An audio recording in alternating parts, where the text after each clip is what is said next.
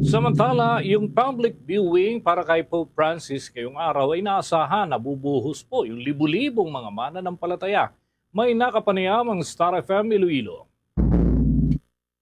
Inaasahang dadagsa ang libu-libong mananampalataya ngayong araw sa St. Peter's Basilica para sa public viewing ng Santo Papa. Magsisimula ang public viewing ngayong araw at magtatapos sa April 25. Sa panayam ng Star FM Iloilo, kay Aida David, Star International Correspondent sa Vatican, sinabi nito na isa rin siya sa mga dadalo para masilayan ang Santo Papa. Aniya, inaasahan rin ito ang mahabang pila at siksikan ng mga tao sa lugar, makita lamang si Pope Francis. Gaganapin naman ang funeral mass ni Pope Francis sa Sabado, April 26 alas 10 ng umaga sa St. Peter's Square. Nakalagay yan for the meantime na ganon at may public viewing sa St. Peter at dadaluhin din natin yan para maibahagi natin sa inyo. Oo, doon sa St. Peter ang sinasabi na may viewing para sa public kasi yun lang sa Holy Tour.